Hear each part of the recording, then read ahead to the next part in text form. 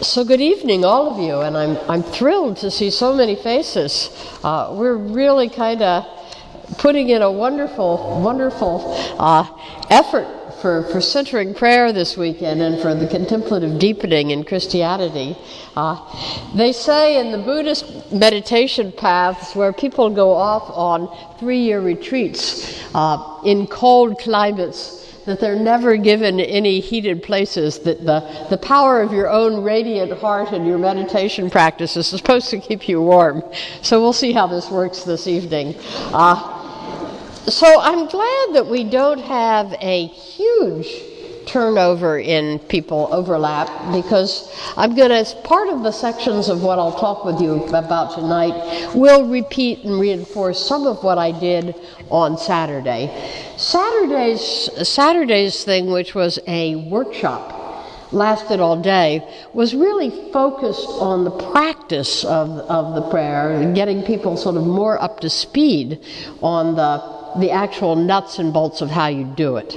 We're going to be working on this a bit tonight, but my real hope in this evening session, I can see you all again, is to focus a little bit more on the theory and the contexting, so that we have a little bit more of an idea about where centering prayer fits in the whole spectrum of practices that you call meditation. Where is it? How is it prayer? How is it contemplation?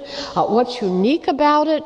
How is it perceived? How does it work within this thing called the Christian contemplative renewal? So my emphasis, particularly in my talk tonight, is more let's paint the picture into which it fits. And then I'm going to give you a quick and dirty work through of the specifics of how to do it, and then we're going to do a little bit of it and take some questions from the floor, knowing full well that Mark and some of the others on a very good team here are working really hard to set some mechanisms in place so that there will be really active support for people who want to get deeper into this prayer on a regular weekly basis, and to begin to experience some of the transformative effects that I'm going to be outlining and pointing towards tonight.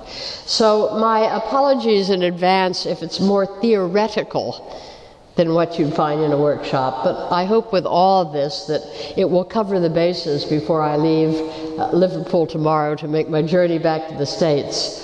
So I do want to talk with you a bit about centering prayer, which is a simple, kind of no-frills method of meditation in the Christian tradition. It's the path that I myself have been following for well over 30 years now. And when I first bumped into it,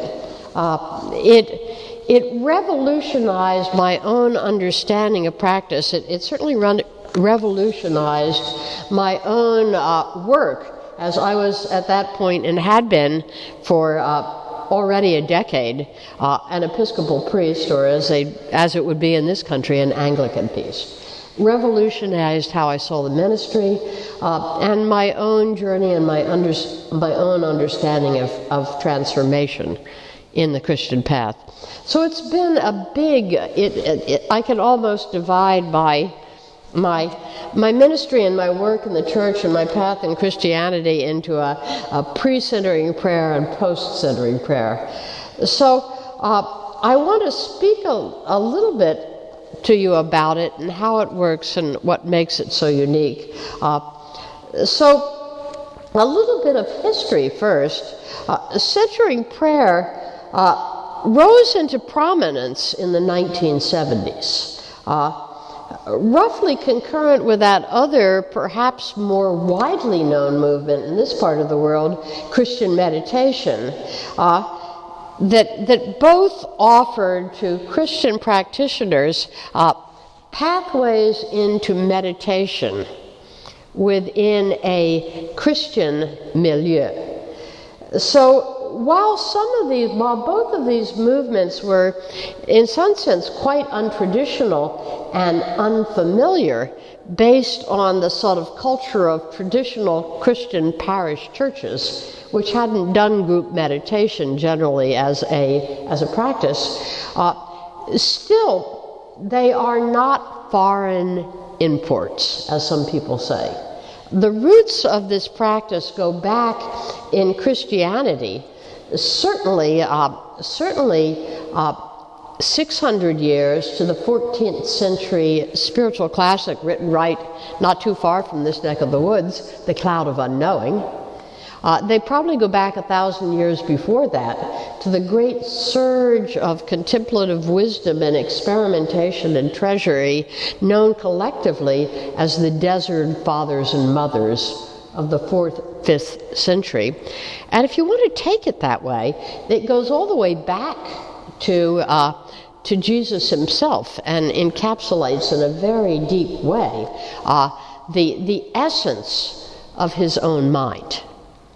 And so while it would be an overstatement to say that Jesus ran around the planet teaching people how to do centering prayer or Christian meditation either, it's certainly true that the attitudes and the outlooks on life and the kind of radical compassion and activism that he called people to are really only sustainable, I believe, from the deep well of insights and from the different sense of selfhood that emerges and is sustained in a meditation practice like centering prayer, or like Christian meditation, or basically like any meditation practice. But without that, it's very, very hard to shift the center of gravity in a person to the degree that they can actually put on the mind of Christ, as St. Paul invites us to do, and walk out of it reliably without immediately crashing into a brick wall.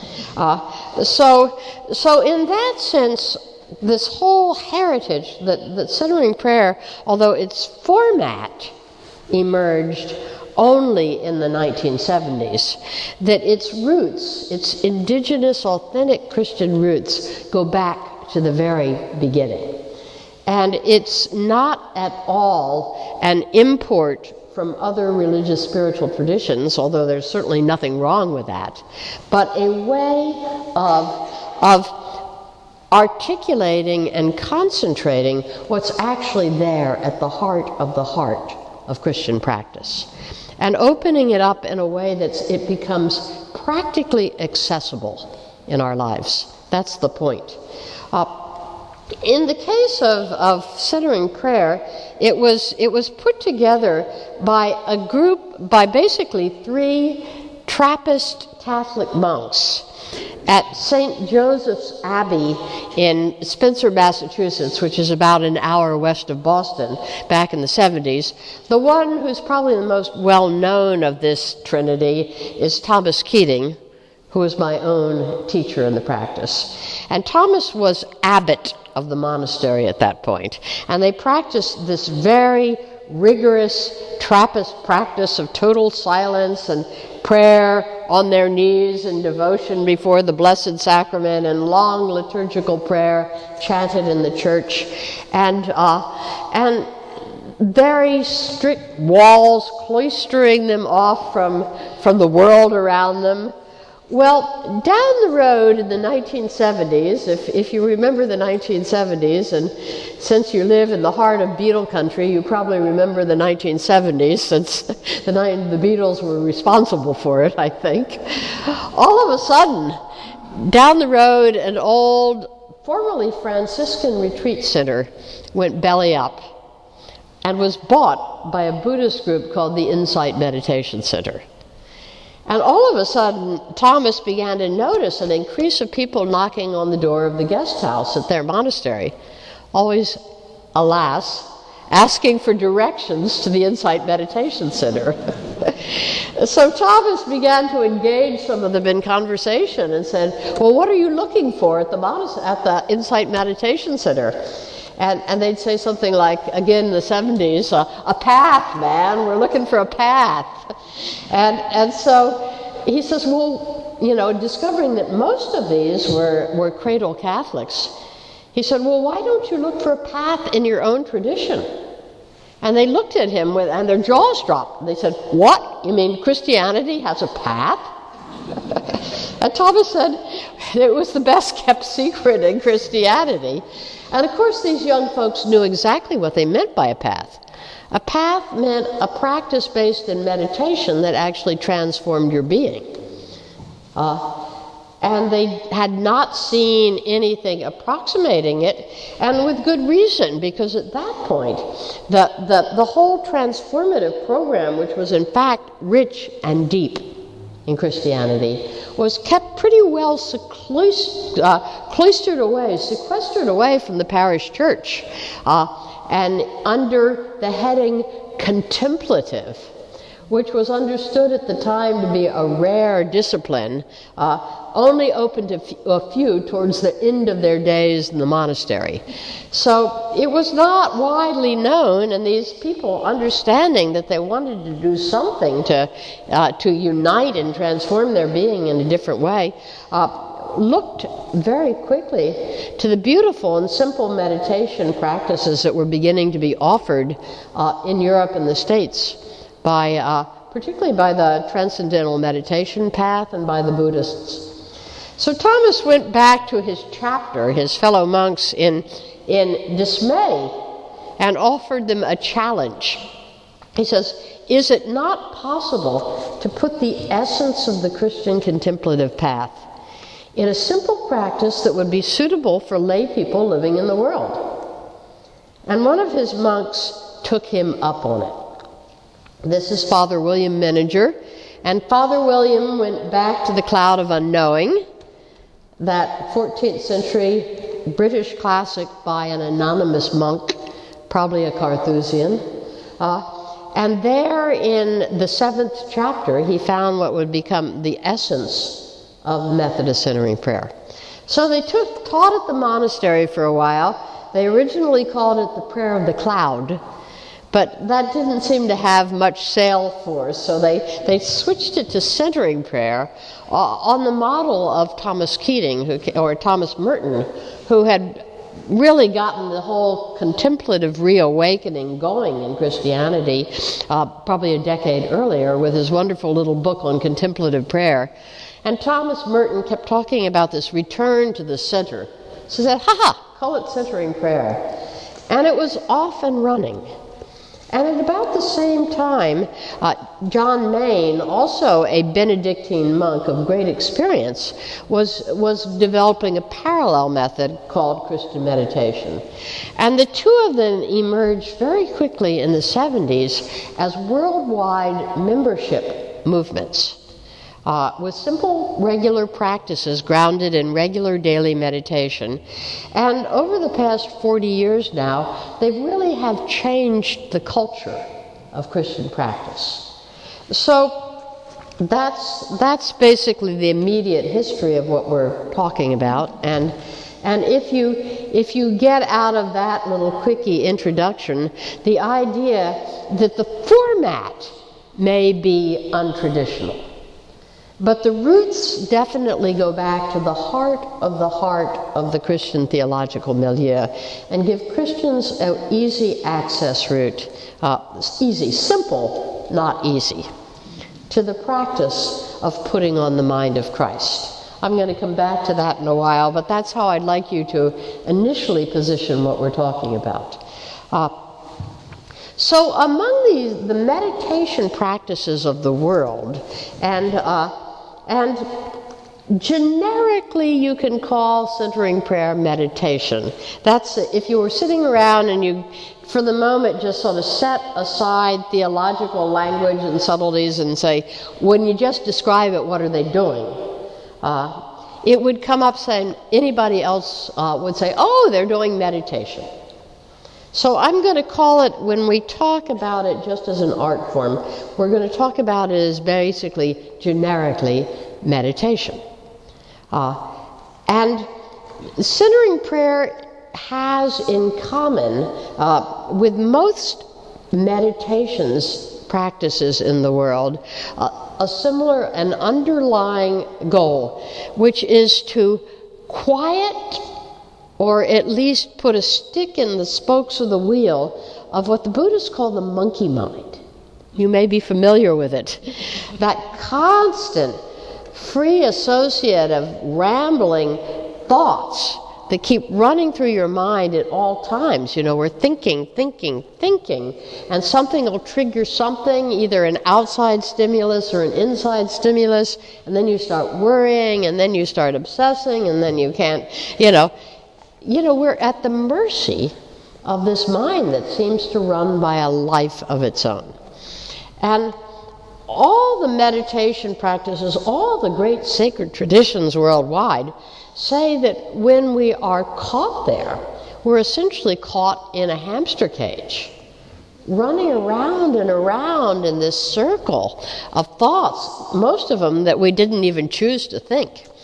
And until we can get some space from that, we can't even begin to answer the question, who am I? Or to have any real deeper sense of our being than the constant narrative that we're playing in our mind all the time. And of course, a lot of you know, particularly if you're in the psychotherapeutic or helping professions today, what a horrible trap that is today, particularly in times when the background anxiety in the culture is so high. And people are frightened and people are anxious, and it looks like everything's falling apart and the mind goes mad, and there's no deeper anchor. And so there's a lot of psychological distress and, really trauma in the culture nowadays. So meditation has been the worldwide, universal, traditional path to beginning to allow us a space to get separated from the tyranny of our own mind, and to begin to swim down and find those deeper levels of selfhood that actually do abide within it. And when I'm talking about selfhood, I'm not talking about my narcissistic self sitting on a throne. I'm talking about this beautiful sphere of communion where you know really by experience that there's no place where you stop and God begins. This beautiful intermingled ground where your heart and your life is somehow one with everybody else's life and with life itself. That place we're talking about, not the ego writ large. So centering prayer shares in the meditation methods of the world by seeing that as a value. But within the methodologies compared with classic meditation methods from practices worldwide, it's a little bit untraditional. It's quite untraditional, in fact, because most meditation practices, particularly introductory meditation practices, work by giving your mind a simple object to focus in or focus on. The most classic one, perhaps, is following your breath. Have any of you ever worked with meditation methods like that? Follow your breath, follow your breath. It gives your attention something to tether on. And like a good horse that's tethered, it can't run off into any field it wants to. It's right there. So, following your breath, a very, very famous, classic again form of giving the attention a focal point is by focusing it on a mantra, a word that gets repeated over and over. And that's the practice, in fact, in Christian meditation. If any of you in the room are working with that practice, the Maranatha, classic mantric, the attention is given a simple focus point so it doesn't wander off course into associative, involuntary thinking. Entry-level meditation practice worldwide is generally assumed to be to develop the skill of voluntary attention or single-point focus. So you can put your mind on something and make it stay there. But centering prayer doesn't work that way. That's what makes it untraditional. Because if most of these meditation practices can be seen as working on the front end, by giving the mind something simple to focus itself on and in, centering prayer works on the back end by teaching you how to release yourself from the trap once you've gotten caught in thinking. So it doesn't try to stop thoughts or slow down their rate or push them away. It's just is a method to help you, as the Buddhists like to say, unbind. To when you get caught by a thought, when you fall into associative thinking, it gives you a method that quickly will release you from being entrapped. So that's what it is. I call that working on the back end. It recognizes that thinking is natural, that thinking is going to come as it comes, and that that effort spent trying to make the mind silent and quiet can sometimes just energize a kind of resistance. The more you try to make it quiet, the noisier it gets. Been there, done that. So this release mechanism works by a whole different route, and I'm going to show you how that works in just a second. But first of all, a little definition. In centering prayer, a thought is anything that brings your attention to a focal point. Okay? It can be a piece of thought. It can be like, oh, who is God? That's a thought, okay? But a thought can also be an emotion, a strong feeling, rage, loneliness, joy, or it can be an itch on your nose or a need to go to the loo. If you start thinking on it so that your attention goes like that, that's a thought. And in centering prayer, the instruction is that we're going to let them go. Okay? That's the whole method of it. We're not going to try and stop them in the beginning. We're just going to, when our attention gets on a thought, we're going to let it go. Okay, that comes right out of the Cloud of Unknowing, incidentally. That's exactly what the author of The Cloud in the 14th century was recommending. So now we're going to have a moment of physical warm-up. I want you all to participate in something, and it's a really key point of understanding centering prayer. Your body will get it before your mind does. We're going to look at the difference between renouncing something or pushing it away and letting it go. So on the count of 3, I want you to make a gesture that looks like you're renouncing something or pushing it away so it can't get to you. And hold that gesture, okay? 1, 2, 3. Okay. Look around the room and see what everybody's doing. See? Yep. See the push? See the push? Did you see that now you're all laughing and you're self-conscious, but at the moment it happened, there was force in that too. There was a sort of, like, how dare you look at it. Okay? And you see how it's outcome-oriented? Now, on the count of 3, I want you to make a gesture that feels to you like letting go. 1, 2, 3. Voila. Your body understands. Everybody always asks me in this, what's the difference between renouncing a thought or pushing it away and letting it go? Your body knows. Pushing it away is resisting.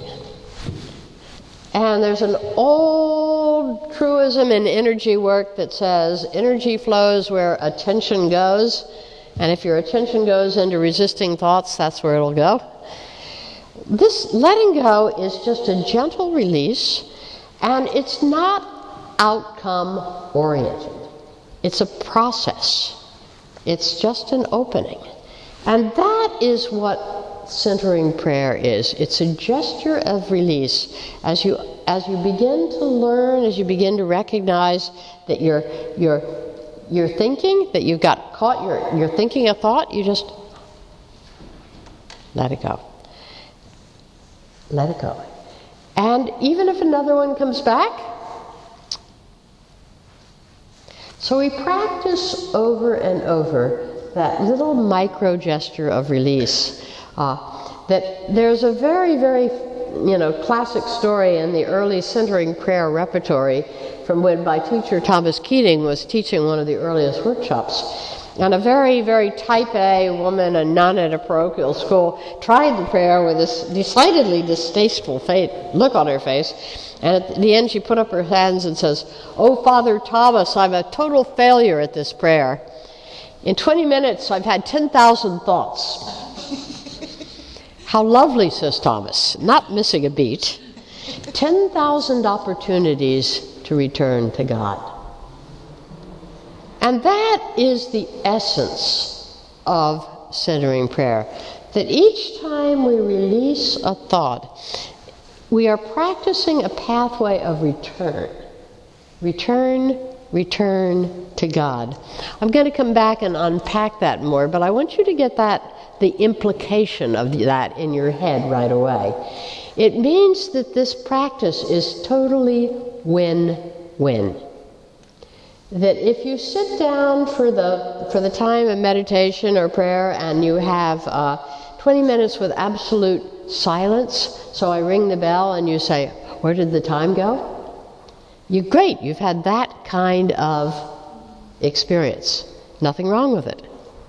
If you sit down and every minute of the 20 minutes feels like 20 minutes, and you're still doing the best you can to release, hey, you've gotten a wonderful aerobic workout in the gymnasium of letting go.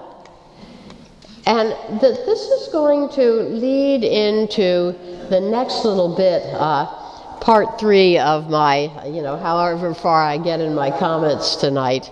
But because the essence of it is the gesture, which is at the heart of centering prayer, is not hard to do.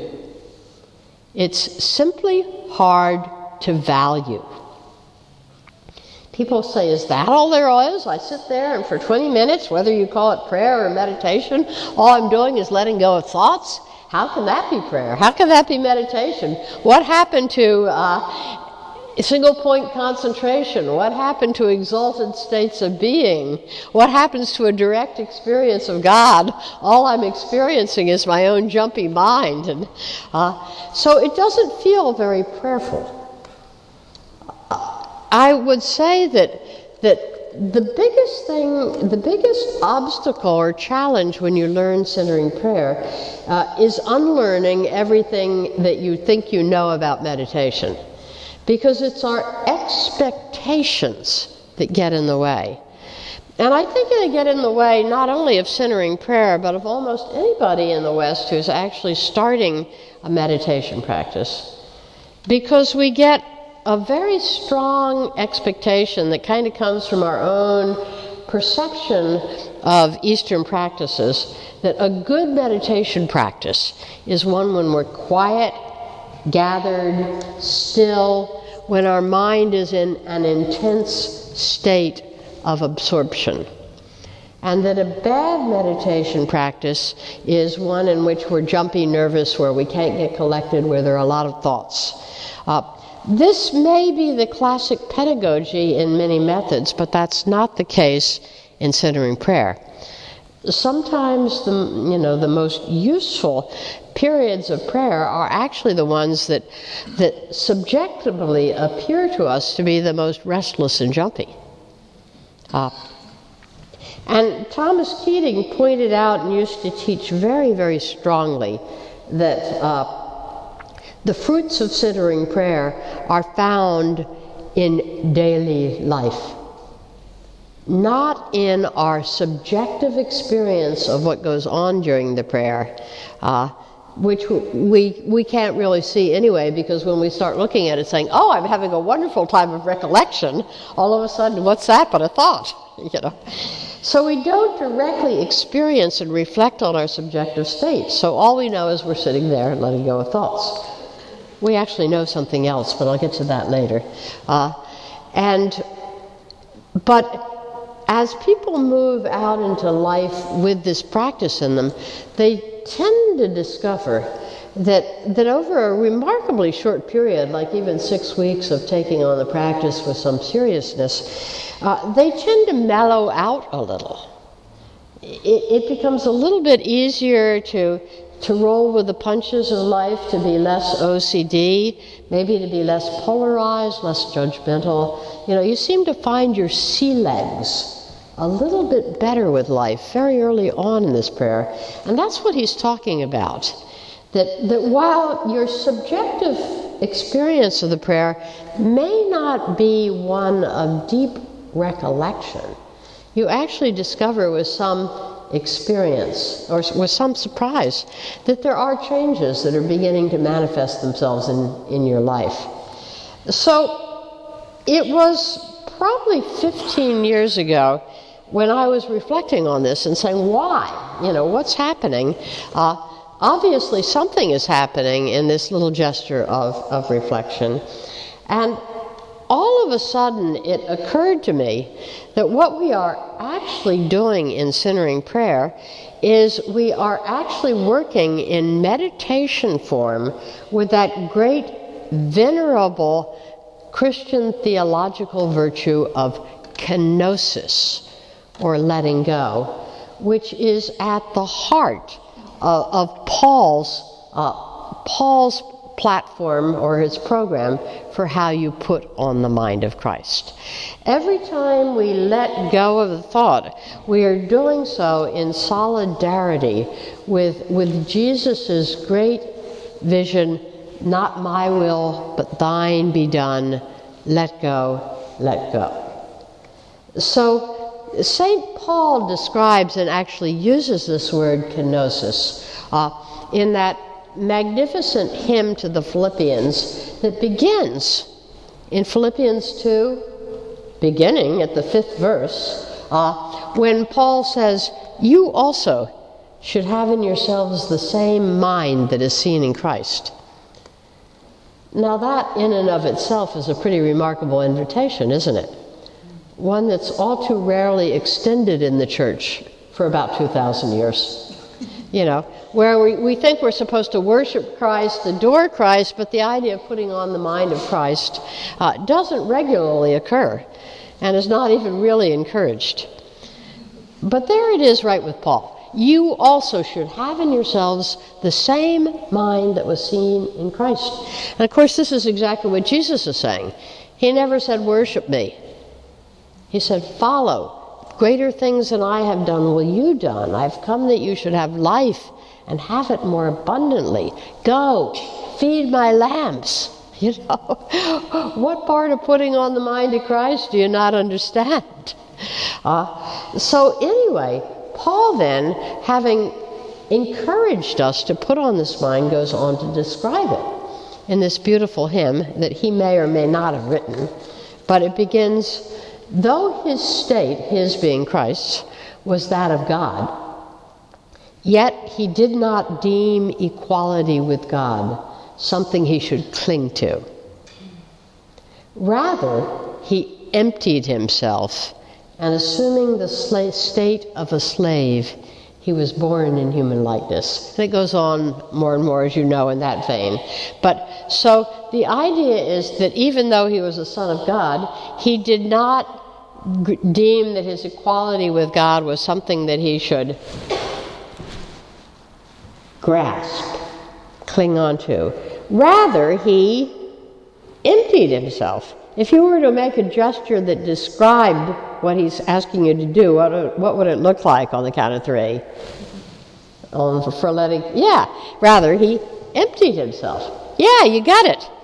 Does that look anything like the gesture we practiced when we talked about letting go? Bingo, you got it. And while theologians may have spent 2,000 years worth of theological red ink trying to figure out what the self-emptying is that Paul talks about, that in Greek is kenosin, which is why we call it kenosis. And when you actually do it in your body, you know exactly what it's saying, and it is the essence of the teaching. In any situation, even when you're entitled to, you don't do this. You do this. The essence of the mind of Christ. So I would maintain that the efficacy in centering prayer really lies in the fact that every time we let go of a thought, we are practicing at the level of a subtle interior gesture in meditation form. The essence, we're patterning into ourselves the essence of the core Christic motion. And so that centering prayer becomes kind of boot camp in kenosis, I call it. And you can kind of work with it. It's kind of a joke in a way. You just sit down there, and for the 20 minutes, we're practicing kenosis. We're practicing letting go with our thoughts. The one thing that we know we have immediately at hand and in inexhaustible supply, we practice this.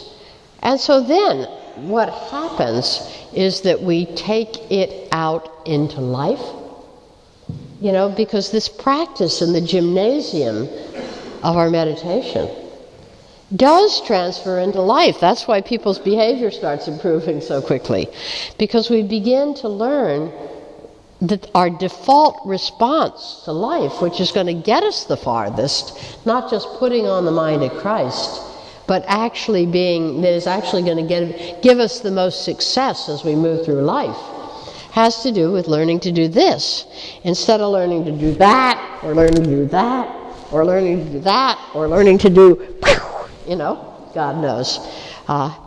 See what we're doing. We're repatterning. And in point of fact, while I've been talking about it as an attitude, there is a physiology involved in this. That most people, when they work with centering prayer, when they release a thought, when they let it go, can experience a subtle drop and opening. Some people talk about spaciousness, some people talk about dropping. But it can, in fact, be picked up neurologically when you hook people up to the fMRI machines and do brain scans. It can be picked up in a whole different pattern of connectivity, in a whole different, brain signature, so that something is definitely happening. The gesture is essentially imprinting a new brain track, a new way of perceiving and responding.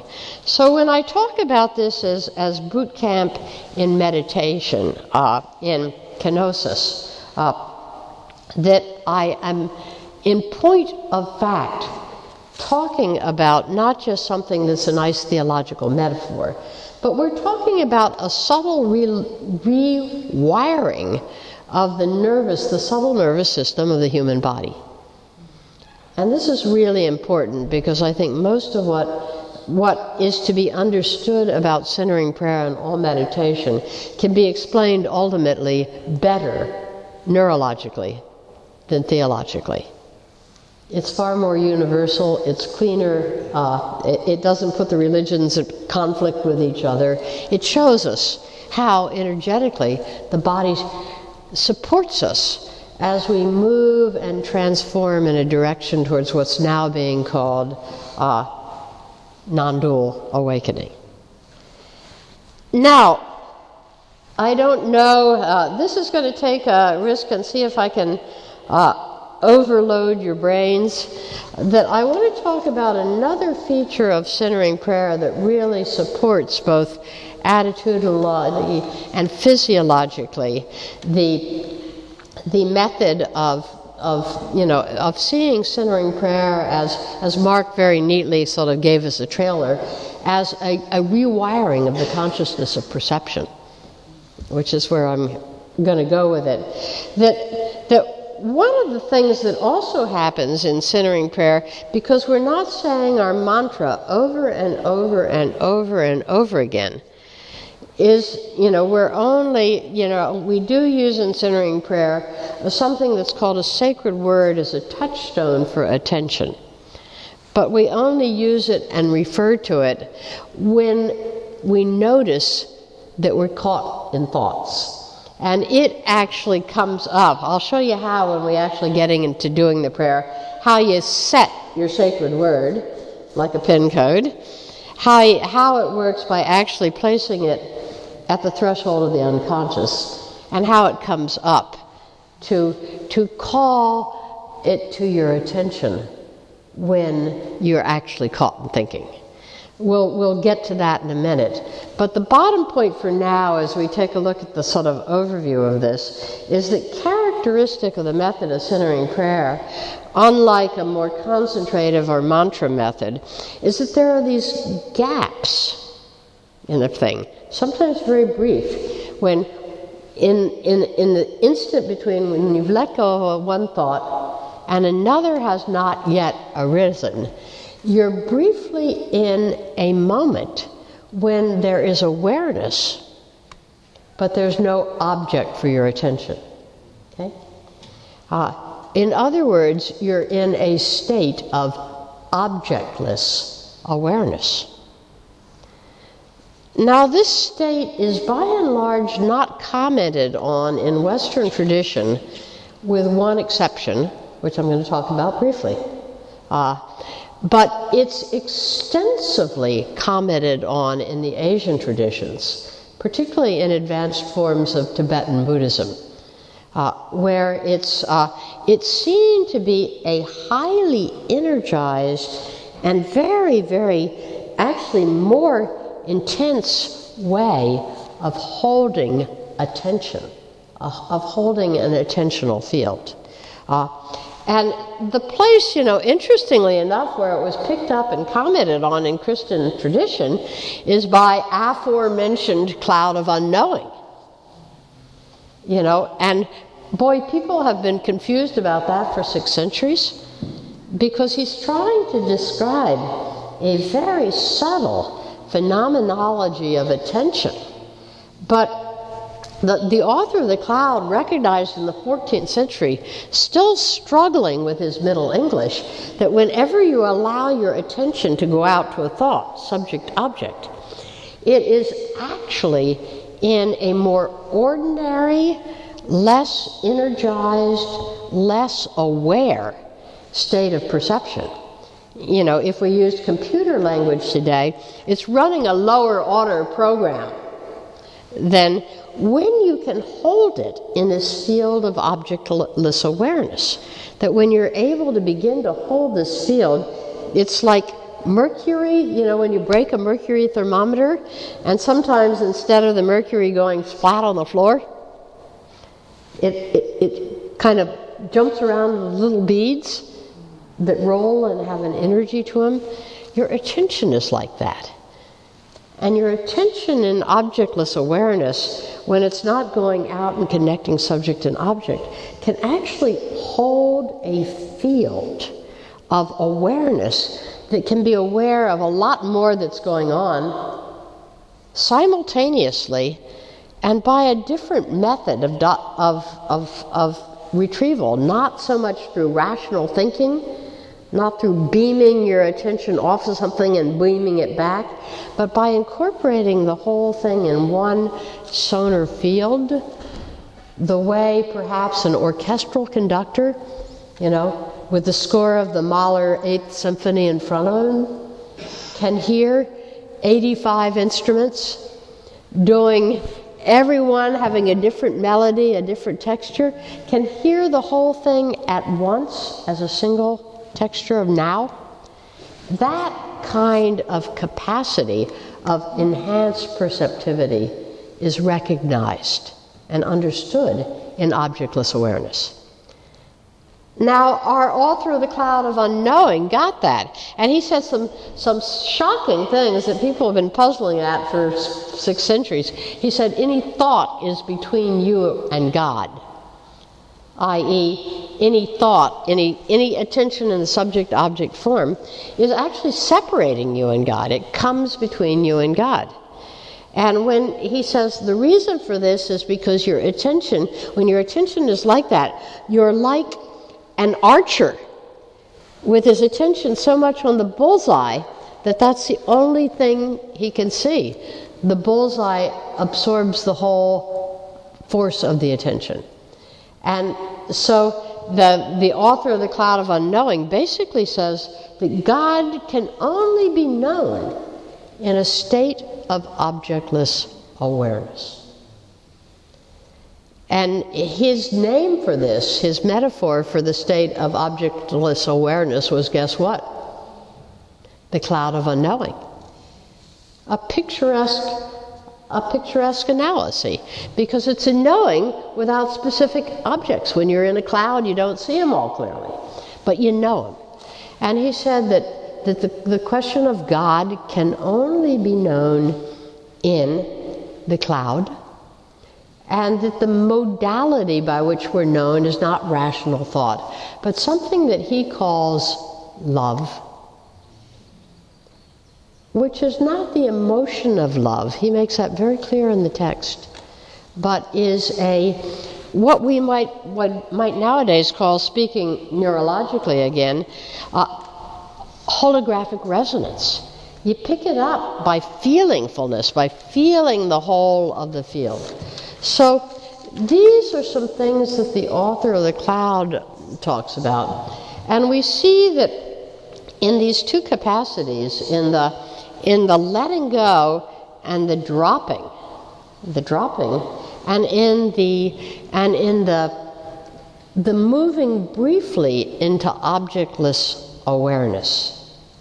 Centering prayer is, in point of fact, laying the foundations for a whole different way of perceiving reality, which I think will be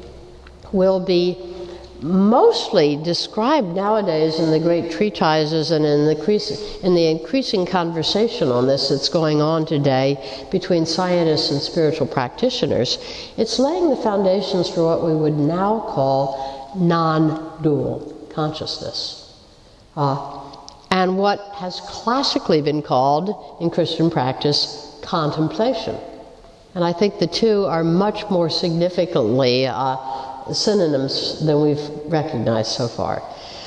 Well, the final point I want to add to this before we actually take a little stretch break and then all get down to doing the practice is this. All roads lead to the heart. So that we've seen, particularly in the Eastern Orthodox tradition, there has been this constant theme song, put the mind in the heart, put the mind in the heart. And there's extensive practice, and there's also the kind of teaching around this that says that until there is attention in the heart, until the mind is in the heart, we really can't do the beatitude life. When you read some of the beautiful texts of the Eastern Orthodox tradition, they're saying it takes a slightly more energized and differently configured state of awareness than we usually bring to things. And for the Orthodox masters, there's two factors in this. That it involves, first of all, and they are very, very clear about this, the letting go of attachment to all things. The continuous letting go is foundational to putting the mind in the heart. The second thing is an actual practice of beginning to gather and collect attention so that it resides in the region of a heart, in a state of objectless awareness, of a gathered attentiveness, not constantly running out to objects. And these two things are seen to be the essence of a path which, in their tradition, they define as the real gift and onset of contemplation, which is not a sitting in emptiness, is not a worshiping of a void, but is a way of seeing and knowing in a whole different way. A knowledge impregnated by love, as they say in the 4th century.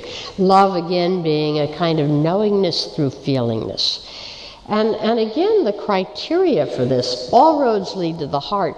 They saw the heart, physical heart, as actually the nexus in the human being of a whole new seat of perception and essentially a whole new mechanism of perception that didn't cancel the brain. They didn't say kill the brain, but they say put it in the mind of the heart. Nowadays, in neurological language, we might say entrain the brain waves to the rhythm and the field of the heart so that the whole thing is moving in synchronous union. And when that happens, you will see from oneness, and you will see through the eyes of Christ, through the mind of Christ, and you will do the Beatitude path.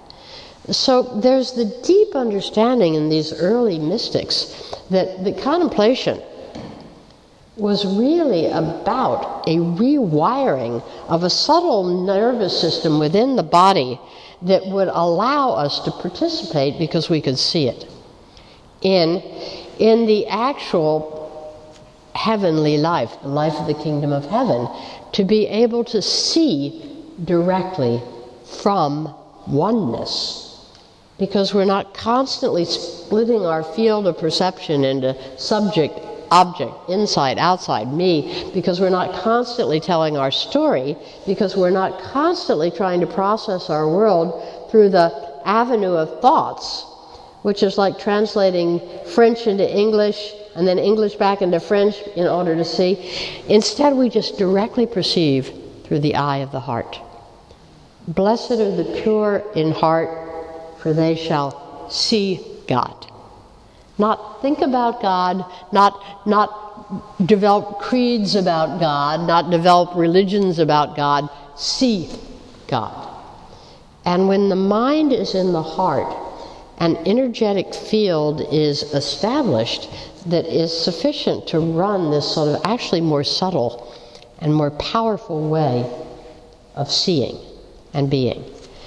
So that was the classic definition in the old days. And my takes, to just wrap this part up, is to say, and then to draw this together as we move into practice, that first of all, one of my takes, putting this in the new language of today with a little assistance from the other world religions and neuromeditation, is that perhaps the closest overlap between definitions and the most powerful mystical knowing in our own Christian mystical tradition is that contemplation most directly pairs up with what is known in the Eastern traditions as non-dual seeing.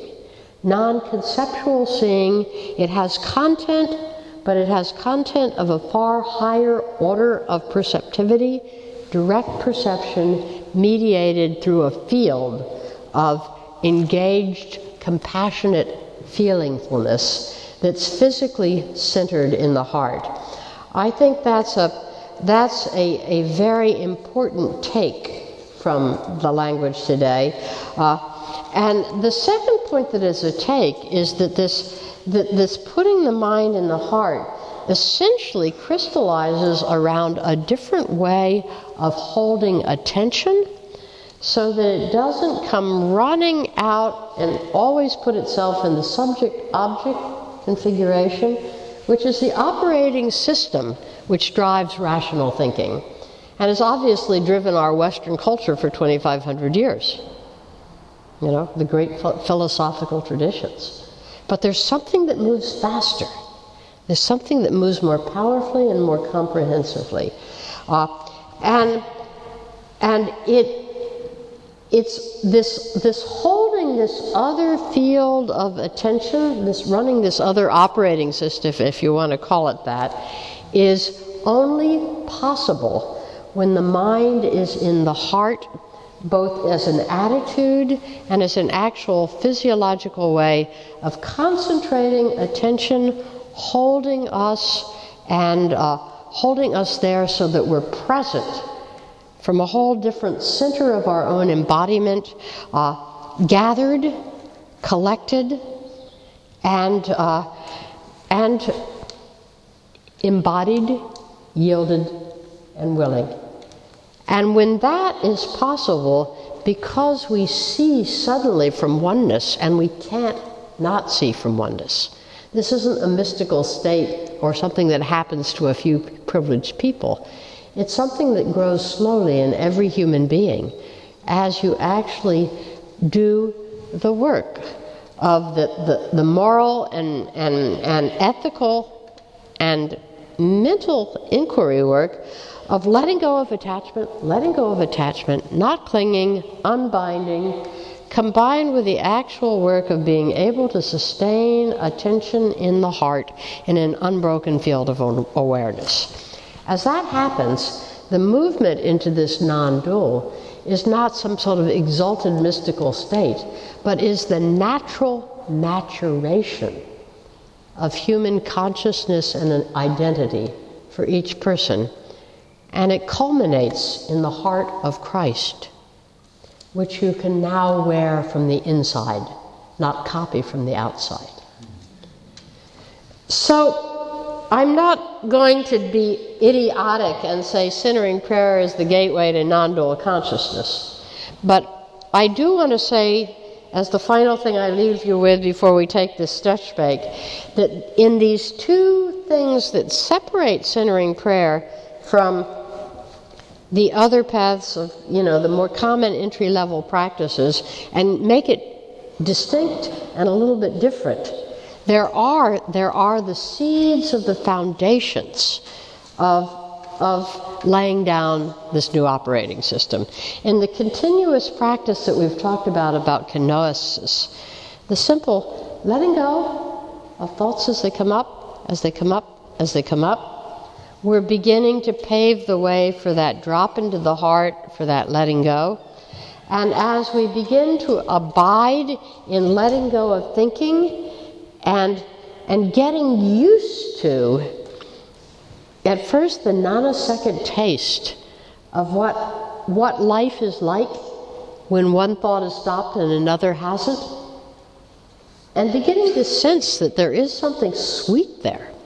As we begin to learn not to grab onto thoughts, but to keep within, as the great Quaker mystics taught, then we're beginning to lay down just the beginning traces of an understanding of what objectless awareness is.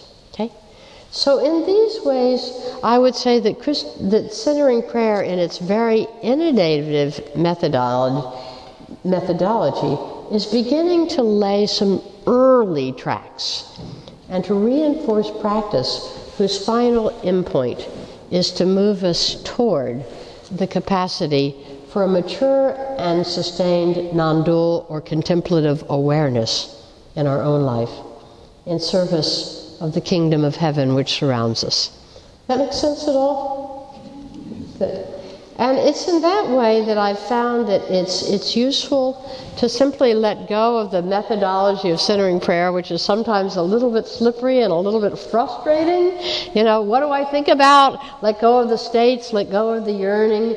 Simply to enjoy and trust in the practices that eventually move people toward a oneness and a tenderness which is actually more full than can be had even by just enjoying the states of bliss that are there when you can concentrate the mind according to direct ways. In other words, ultimately there's method in this madness. Okay? All right. Take a little stretch, stand up. We're going to take about 5 minutes, but don't feel ashamed if you get caught in a loo line in that 5 minutes. We'll come on back in when you're ready.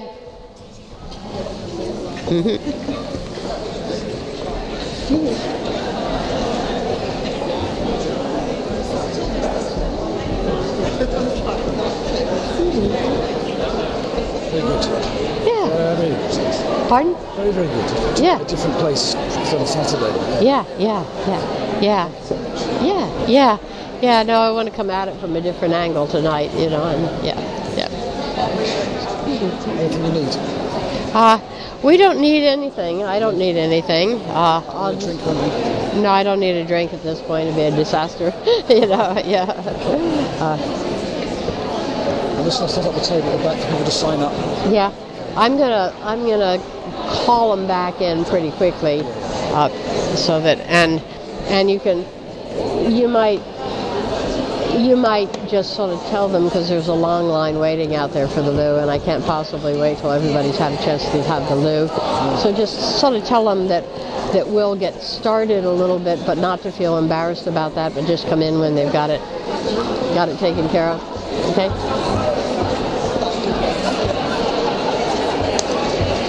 Do the body first to warm up. Pardon? Yeah. You know. Yeah, exactly. Yeah. Exactly. How did you find the Iron Men? They were fun. They were fun, yeah. I do a lot of painting down at the front. I bet you did. Skyscapes. Yeah, I wandered out to see one of them, you know, and I really wanted to get a picture of this. The ferry, the ferry from the Isle of Man was approaching, or not one of the big ferries was approaching right behind. I thought until all set up and it was steaming down, but at that very minute the tide decided to come in and the waves started whooshing across, and so I kept returning. I said, well, I guess by the time the boat had gotten directly behind it, I had been chased back 20 feet to the shore, you know. Yeah.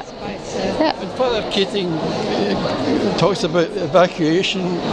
What is that about? How does that fit in the picture? Well, he talks about that when we're sitting there in that very sort of trusting silence and not pushing things away and just letting be, that sometimes, thoughts His may... circle starts with Yeah. and then it goes to evacuation, and then it goes back to... That a lot of what he calls the emotional weeds of a lifetime can begin to spontaneously evacuate, that they just are let loose. It's not you're dropping the thing, man. Yeah, because that dropping in is actually a subtle letting go, and it creates a very, very gentle container in which stuff that usually that attention and will force it down and repress it. And so it starts to come to the surface and bubbles out. Yeah. Thanks very much. Yeah, great.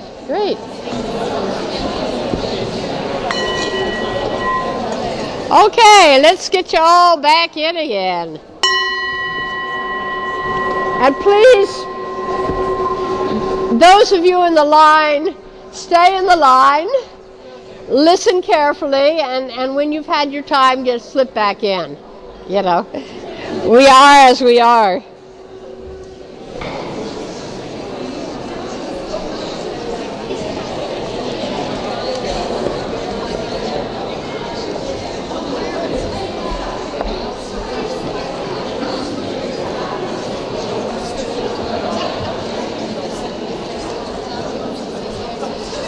Okay. Want to learn a little chat as we start in? A good chat from our Wisdom Network. Leave all things that you have and come and follow me. Leave all things that you have and come and follow me. Leave all things that you have and come and follow me. Leave all things that you have and come and follow me. Leave all things that you have and come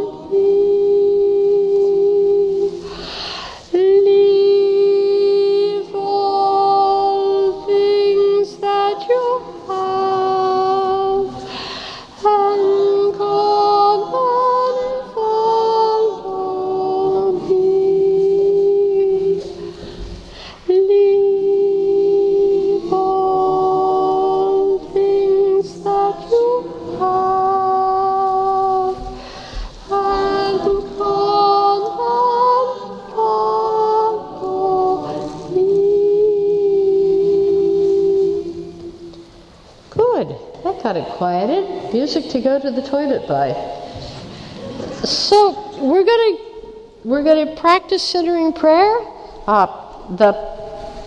The classic time period in which centering prayer is done is 20 minutes. And I think we can do that comfortably here and still leave time for some questions and comments afterwards. Simple, quick, and dirty instruction if you've never done it before. 3 very simple guidelines to bear in mind. Centering prayer is done with intention, not attention. We've talked about that already. Your attention doesn't focus anywhere. So your intention is going to carry it. It's going to be a prayer that will be alive or will be dead, depending on a continuing being able to return to and stay present to your intention. So everybody's intention will be languaged slightly differently, but basically you're in the right ballpark if the intention is to be totally present to divine source, totally available. To God, if that language is comfortable to you, to the source of all being, to that highest reality, to that which you recognize in your soul when you get collected as the most real. To be present to it.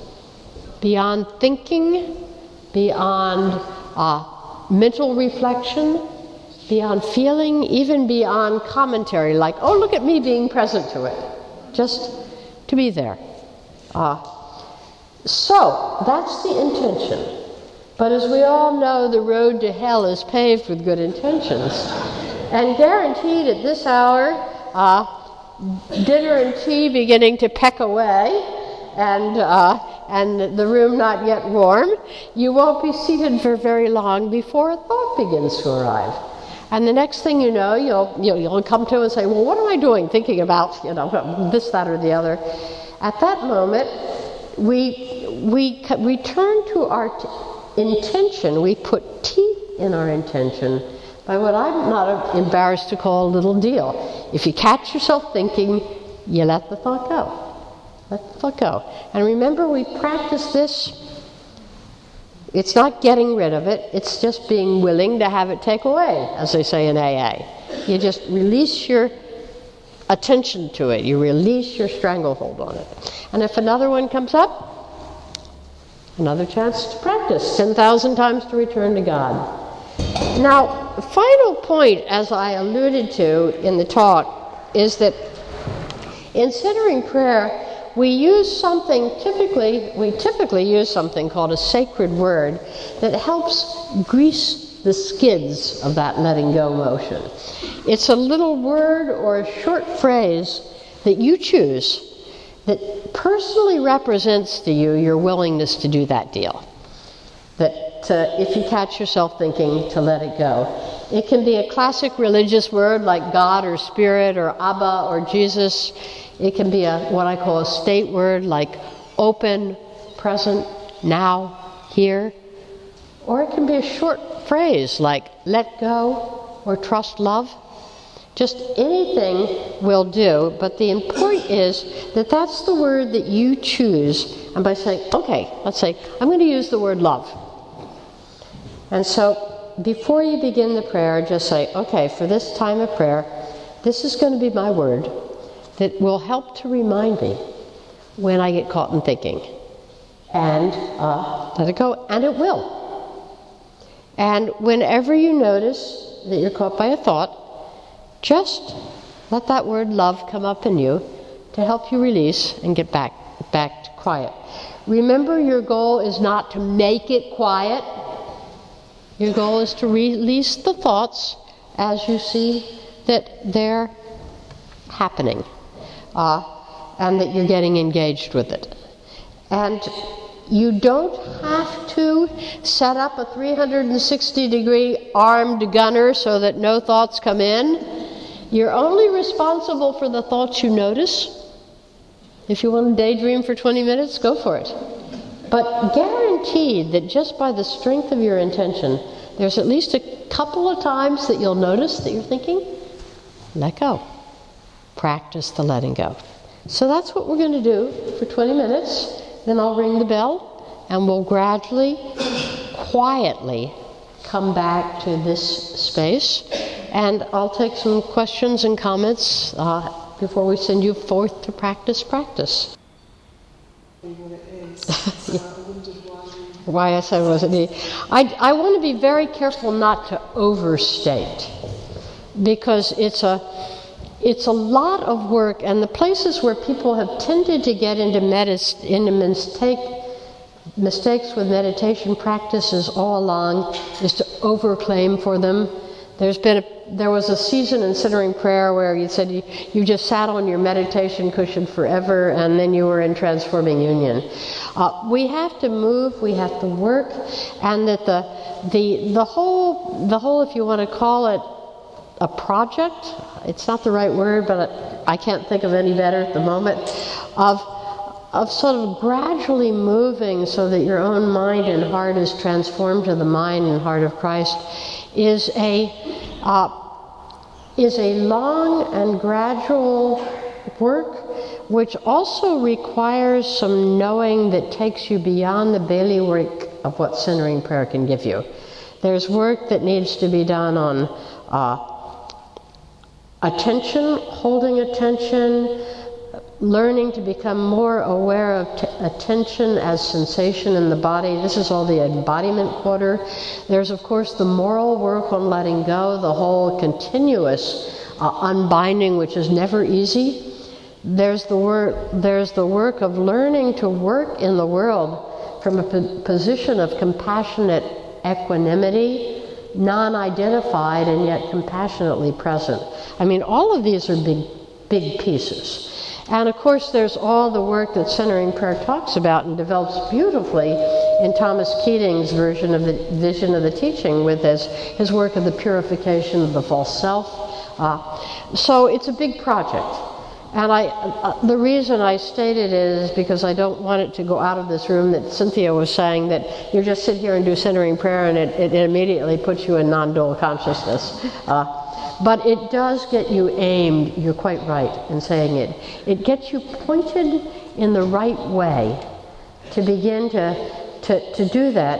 And I think that as we move into a second generation of teaching and understanding of this practice, as we work to pull in more intentionally the links with non-dual reference point, and the wonderful work that people are doing in places like the Mind and Life Conference with the Dalai Lama, so that we really begin to get a much fuller picture of the neurology as well as the spirituality of transformation. I think that we're going to be able to see and speak more clearly about how centering prayer really does help with this process. So thank you. Thank you for bringing me back to my original idealism. Yeah. I would say that there is something inherently gentle in the method of centering prayer.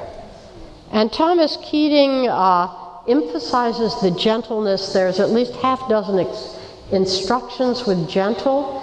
That sometimes the sort of clamping of the attention down on a mantra, which is a very classic practice, but to some people can feel heavy or harsh. It did that to me. I could never get started in a meditation practice, and I have to say, to my incredible embarrassment, that I tried to do the Jesus prayer for years. And I knew this was the holiest prayer in Christianity, and I sat down and did it, and it felt boring. And I was ashamed of myself. I said, what's to become of me? But it was only in that just gentle letting go and the permissiveness of centering prayer. Thomas sometimes says that the only way you can do the prayer wrong is to get up off your meditation cushion and walk out. There's a really deep trust that if we bring our intention to show up, we will be led. So I think that a lot of that is inherent in the method itself. But I also personally try to be gentle, partially because they sometimes say that the C student is the best teacher, and I never considered myself gifted at meditation. So you could get a little bit more tolerant of the kind of games and tricks. And I don't think that the chief operative in any method of prayer is the method. I think it's the unbreakable connection between grace and the heart. Yeah, it's great. And when you're actually doing centering prayer, you might want to look in the direction of taking that as an invocatory prayer to start you down, and then maybe work with a sacred word like mind-heart, which is shorter, and won't get quite so much thinking. But you're quite right that there's a beautiful, beautiful whole field opening up as we begin to discover. Mark made some words about embodiment early at the beginning, and I think embodiment is another one of these fronts where the next generation of teaching is going to fill in the picture. There's very, very good research. I mean, the blue chip vessel at this point is His Holiness the Dalai Lama's Mind and Life conferences, where they've got really, really good neuroscience combined with really, really good practice. The only problem is that it's got a very strong Buddhist skew to it. And some of the reasons why I've been doing the work I've been doing with the phenomenology of centering prayer is because so many of these Buddhist meditation teachers just assume that centering prayer is just like any other kind of entry-level concentrative method. And I think that it's only when we begin to really be able to speak specifically about what the actual differences are that we'll be alert to look at the different neurological signatures that come forth and realize that slightly different brain and brain-heart connectivity is being indicated. The other thing that you're saying that I can't let go without making a comment on is that we do know very, very well that there is a whole sort of neurology of happiness. There's an endocrinology of happiness, and that we know that when people are in happy and calm and detached states, that basically their body is a lot weller. But I would still, knowing all that, encourage people to realize that the goal in spiritual practice is not bodily wellness. And it's a very, very tricky edge, and it's one of the reasons why the Lutherans among us and some of the more hard-nosed Catholics always told people, you can't have it by works, you can only have it by grace, because they were afraid that people would get their hands on the technology and run amok with it, and that essentially that nobody ever dies with their body in a state of maximum function. And that some of the great saints in all the traditions, Jesus Christ being numbered among them, died in states of agony. And that I think we need to, as we begin to learn the wonderful ways that our whole bodily system supports psychic health and vice versa, that we also have to realize that the ultimate transfiguration of the heart operates in a different ballpark. So that we need not be afraid of living for a while in situations where you stew in your own juice, and that you don't use your spiritual practice to overcorrect too quickly back to happiness. That's one of I think, the spiritual mistakes that the Heart Math Institute is advocating nowadays. They teach you too quickly how to use spiritual practice to keep yourself happy, healthy, and well, when sometimes you just got to walk right into the tunnel and know that the real point of spiritual practice is that even though everything else is destroyed, in the name of love, this will not be destroyed. And it's this that finally you take with you and becomes your imperishable identity. So let your spiritual practice always be in the direction of deepening equanimity even in the midst of anguish, not in the direction of using it to prevent anguish. Okay? Enough said?